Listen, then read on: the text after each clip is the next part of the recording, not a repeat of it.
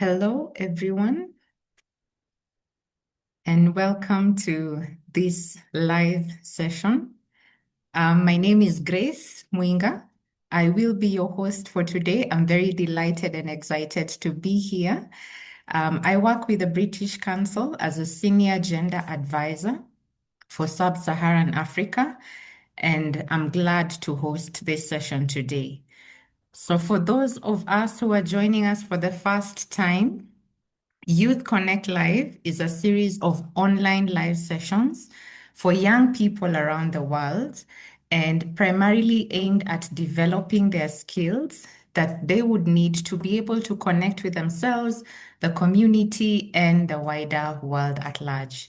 So I invite you all to just share in the Q&A section where you are joining us from, and we'll be able to interact together. So I am joining you from Nairobi, Kenya, and I'm very glad that you could join us today. So briefly about our session today, our session is going to explore the power of public speaking. We're going to look at why it matters. We're going to look at how it builds confidence and the practical steps that young people can take to become stronger communicators. So this is the first of two connected sessions on public speaking. We're going to have a follow-up session next week on the 25th of March, where all the questions that will be raised here in this session today will be answered in that Q&A session. So please do share your questions in the Q&A, but remember, we will not respond to them today, but we'll respond to them on the 25th. So without further ado, it is my pleasure to introduce our speaker for today, Miriam Maku Amisa. I hope I got that correct. Our leadership coach and corporate trainer. So Miriam, welcome to this Youth Connect live session. Could you tell us how you're feeling today? I am so excited. I see people all the way from Iraq, from Czech. I have you from Kenya. I'm here in Ghana. I'm so excited to be here. Thank you so much for having me. So how I'm feeling? Very excited. Fantastic. Thank you, Miriam, and welcome once again. So maybe we can quickly Thank move on you. to our first question for today. So could Sure. you tell us about your public speaking journey and how did you start? Okay. So unlike many people that you hear them say, I started scared. I have been a performer from childhood, so my journey started quite early at home when I used to perform for my siblings, and I'll pretend to be holding a mic and singing to them. So my journey actually started very early in my home growing up, and I remember pretending always to do that. I'll sing with all the actions and get them to laugh and enjoy themselves. And I think it was a great place to start because it was a safe place where you could make mistakes, you could fall, and you could get feedback, honest feedback. And that is so important when you start your journey. That safe place where people can give you feedback on how what you're doing great and what you could do better. I can't say though that there was never any fear. There was always that fear of not being perfect, not meeting expectations. But through it all, I think I always had that opportunity to do something. And when I had the opportunity, I never said no. And so I always told myself, if you've done it before, you could do it again. If you did it at home in front of the bed, then you could do it standing at church. So with time, I had a few opportunities in my local church and then graduated to clubs and schools, and the journey continues till I'm here this afternoon, excited to be with young people all around the world. So my journey started quite early, performing for my family, and then it got me here. I've come Wow. from a far place, and I know there are a lot of people on the call also who like to perform, or some are just not that way and are thinking that this is not mine. But I think that before we end this session, you would know that it is something that certainly anyone and everyone can do. Thank you, Grace. Absolutely. Absolutely. Absolutely. Thank you, Miriam. And I'm sure most of us, our journeys also begin at home. So it's exciting to just relate to that and see how you've progressed over time. Yeah. And so, in your view, maybe could you tell us what makes public speaking such a valuable skill? Mm. Yeah. I think public speaking is so essential even now. And it's valuable because it amplifies your ideas. There are so many people sitting on great ideas, but because they are scared of bringing it out and speaking up, it stays as an idea in that beautiful head of theirs. And so public speaking is very valuable to amplify your ideas. And take TEDx talks, for instance. It's a platform that allows people to amplify their ideas. And one idea that has been revolutionary has been one by Carol Dweck, which is the growth mindset and the fixed mindset. It's been one fascinating idea for me. And the first time I heard it was listening to her on the TED Talk. And so it's a great way where people can talk about what you're thinking about. And there may be great ideas you have, but if you don't amplify them, then no one knows about it. No one also is able to identify you with that thing. And so it's a way of also bringing out your personality. Whether you are leading a team, you are sharing a vision, you are advocating for a change, or simply trying to communicate something clearly, public speaking is so essential, so important. And I'm speaking to young people, so I'm sure you're coming out of school, you're getting into the professional world, you're starting a business. For you to be able to communicate your ideas to be bought, if you're starting a business, for instance, then certainly you need to know how to communicate that clearly to anyone who is buying. If you're going for an interview, oh my God, you certainly need it. It's such an invaluable skill to have. And it helps you to connect. It helps you to connect with people, your audience, if you can boldly speak. If, like I said, in a job interview, one of the questions that you will never miss is tell us about yourself. That question is a bonus question because you know any day, anytime it will come, and how you're able to articulate that makes a whole lot of difference in you getting that job. So yes, it's a very valuable skill to have, and I'm so excited that we are able to talk about it today. Wow. Thanks, Miriam. I think I'm also taking notes even as we go through the conversation for Awesome. myself. Yeah, because we don't stop learning, right? No, you don't. Absolutely. And I like how you said about amplifying our ideas, because a lot of the times as young people, we have ideas in our heads, but if we are unable to communicate it, then we miss opportunities to make change. So So I like many. Yeah. that. Yeah, wonderful. Um, Even as we go along, I just want to reiterate that for all the people who are joining us, we ask that you just keep on posting your questions on the chat, and we shall respond to them on the 25th of March, even as we carry along. But Miriam, back to our conversation. Sure. Could you tell us maybe 5 or 6 tips or, tips in general that you could share with the young people today that are effective for public speaking? Mm, mm. Yeah. So I'm going to share what has helped me.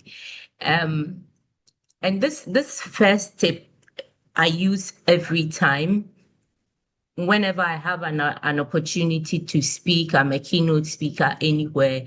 And I learned that from John Maxwell. He's one of my mentors. And he says that get over yourself. It's not about you. It's about your audience. And that was so profound to me the day that I heard it. Because you see, public speaking, as much as you are the focus, your message and the people are actually the focus.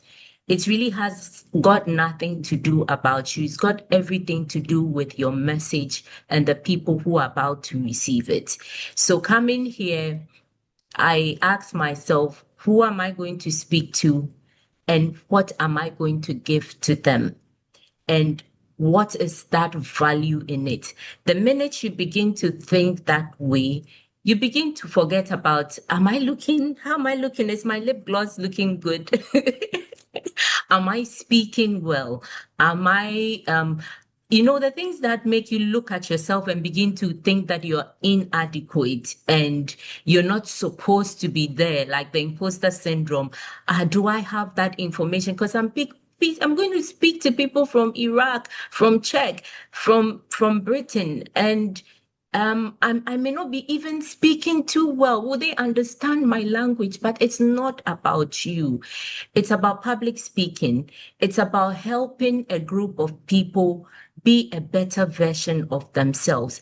And the fact that you have value to give because you've been called really because you showed that you can give that value. So you have every right to be there because of the value that you're about to give. It has nothing to do with you. So your first tip or my first tip that I want to share with you that has helped me certainly is that get over yourself. It's not about you. Understand your audience. Is about the audience. So that's my first tip. Then my second one, if you want to ask anything, Grace, please go ahead. Otherwise, I'll continue. So, That's and okay. then Carry on. all right, my second tip is prepare, but don't memorize every word. Yes, I say get over yourself. Don't focus too much about yourself. But if you're about to give value, then you need to understand what value you're given. And so that requires preparation. I couldn't simply just get up and sit behind the PC and start speaking without having to do some research on the group that I'm about to speak to, on the message I'm about to deliver, on how I'm going to deliver it such that it's easily understandable for the people who are about to receive it. So prepare your message. And sometimes because we focus too much on ourselves, we try to be perfect. So we read every word, we try to memorize it. Oh gosh. And then the sad part about it is if you do that, you miss one word and you realize that you've forgotten the whole sentence. And something that you actually know becomes a weakness for you and you begin to question yourself. So it's important that you prepare and you know your message, but try not to memorize the stuff. Okay. And then also, okay, know your message deeply, but speak from understanding, not memory. When you memorize your script, you're one interruption away from panic. Like I said, you miss one word and then you begin to panic. Oh my God, oh gosh, I left one word out. What's that one word? And then it gets you nervous and you can't carry on with the presentation or that beautiful idea that you wanted to articulate and get the buy-in of others. My third tip is to speak with authenticity and not perfection. And one way that I do that is using personal stories. Okay. And being myself. I am a Ghanaian. I come from Ghana and I speak differently. I will not come here to try and speak like a British or a Nigerian or a Kenyan just because I want to fit in. I come as my true self. Because you know what? When you do that, you begin to win the hearts of your audience. And I see some hearts flowing. Please keep them coming. I'm feeling very warm right now. So speak with authenticity and not perfection. Your accent, your gender is not an obstacle, it's your identity. So feel comfortable in who you are because that's why you were called. You weren't called to be someone else. There's this saying that I like, everyone else is taken. It's just you. So don't try to be someone else. Okay. Um, be yourself, use personal stories to relate with your audience so that, like I used at the beginning, when you asked when my journey started and I shared some childhood memories, you can use personal stories to connect with your audience such that that authenticity comes out. And once you do that and you begin to win the affection of your audience, they make excuses for you. They laugh at your jokes. They are warm. But when you don't connect, then you even share a joke and you don't get anyone to laugh. No one finds humor in the jokes that you're saying because they cannot connect with you. Okay, so that will be my third tip. And then I would also like to add that turn your nervousness into energy. And this is how I do mine. I create humor and sometimes I am vulnerable. I'm vulnerable with my audience. So it's okay to come in and say that, you know what, getting here was really tough. And I'm really sorry that I cannot be my present self, but I want to do this for you. So you're vulnerable at a point. And sometimes it's okay to laugh at yourself. Don't take yourself too seriously. No one else does. So just try to create some humor and you won't believe it. I did my master's in the UK in Cardiff and I had to defend my thesis. I picked up the microphone to start, and for some strange reason, I just shut down everything. The presentation went off, the mic stopped working. And then the panel was like, "Oh, you managed to mess everything up. So now you have to do something for us." Guess what I did? I'm not sure you can guess. I sang. I sang because that's one of the things that helps me release tension. Yes, I sang and guess what? I became one of the popular girls in the in the meeting at the time, and everybody was telling me how well I sang, and I looked for something very simple to sing as well, and all the nervousness vanished. So turn your nervousness into energy. Find something that you can be vulnerable with. If it's a joke, if it's to sing, if it's to create humor, find that thing to let the butterflies go away. Because you know what? Every time you stand to speak, the butterflies will come. They come, they never go away. I discovered recently that warm water can kill them. So you can take warm water before you get on the stage. All right. And then also make eye contact. Even when you have to present like this, look into the camera. I hope I'm making eye contact with someone. Don't try to, if it's if you've prepared notes, don't try to look at it too many times. Otherwise, you disconnect again. And if you're standing in person, it's good to do that eye contact so that you can get some energy from the crowd as well. So look into the camera, not your own face or the screen, and then make real eye contact. Sometimes you have to read, it's okay, but always make sure you come back and then you make that connection. Then structure your talk. Structure your talk. Don't it I think that this is also in line with preparing. Whilst you're preparing your content, make sure that you have a structure that you're speaking to. So if you're going anywhere, let your speaking align. I'm coming to speak here. But fortunately for British Council, there's a script you can go by. But if it's unstructured, you don't have a script to go by, you have to create a structure such that you start on a high and you bring the audience along and then you land with them. And you're landing with them softly such that they have specific takeaways from the discussion. And there's one thing they can always remember from what you spoke about. So it's very good to also again structure your conversations. There are some that are unstructured and you may have to speak on the spur of the moment. But if you have been called and given advance notice, it's always good to structure your talk. And then finally, representation matters. It's important how you show up. It's important how you look. People people form perceptions about you even before you open your mouth to speak.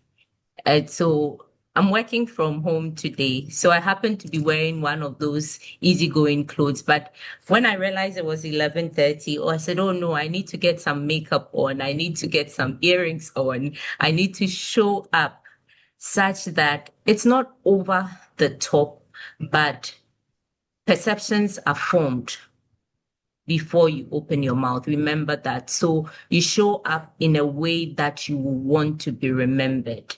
Take charge of that, take control of that. I hope I haven't taken all the time speaking about the tips, No, but you you mentioned five or six, so I've given you six of them. You haven't. You are spot on time. And I'm really following the conversation. I think one of the Awesome. things that, has really popped up in my mind is about researching your audience, Yeah. And I believe the audience too usually take time to research on the speaker. Then Mm. they make a decision whether or not they're actually going to listen. True. True. Yeah.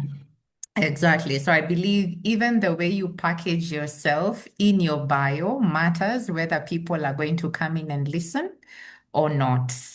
And Yeah. Grace, that speaks to my last point. Uh-huh. When people actually research about you before they join the program, and then you Mhm. show up so differently. I Yeah, it's mean, like it doesn't relate to what they saw. I don't think I gave a picture, but I have a picture that I use for flyers typically, and Mhm. I don't have my natural hair on, so I look a bit different. And I said, no, I need to change that as well. So you, and then again, my pictures come in very smiley and bubbly, and that's my persona. So I show up in that as well. How you want people to feel about you and relate to you actually is in your control, and you can always work on that. So give people what they're expecting. When they Yeah. read your bio and they see your picture and they show up to listen to you, make sure that you show up as you have actually put out there. Yeah. So that's Thank that's a great observation. Thank you. Thank you so, Miriam. I'm just curious, based on your experiences over time since when you started as a child, and I know this is an addition on our conversation. Maybe you could share some of the challenges that you experienced with regard to public speaking, just briefly, for us to appreciate that even with the best there still can be challenges. And, just to hear someone having gone through it, I think it would also add value to the young people. Yeah. I think that challenges that I've come across in my journey, public speaking, it's it's always fear and the imposter syndrome. It's always doubting whether I can deliver what I've been asked to do, and then fear of not showing up to meet expectations. So these have been two very challenging aspects of Mm. my public speaking journey. And the truth is, it never goes away. Mm. But the self-awareness is so important to be able to overcome it, because I know that at any point in time, I would doubt whether I'm capable of doing this. So what I do is, when you offer the opportunity, I'll say yes before I go and think about whether I can do it or not. Because then what I know and I think and I believe is that if someone approaches me with that opportunity, they firmly believe I can do it. So if they think I can do it, then there's certainly something they saw in me that made them believe that. And Absolutely. so all I need to do is to prepare and to show up and give value. So that Absolutely. that that would be it for me. Yeah. Yeah.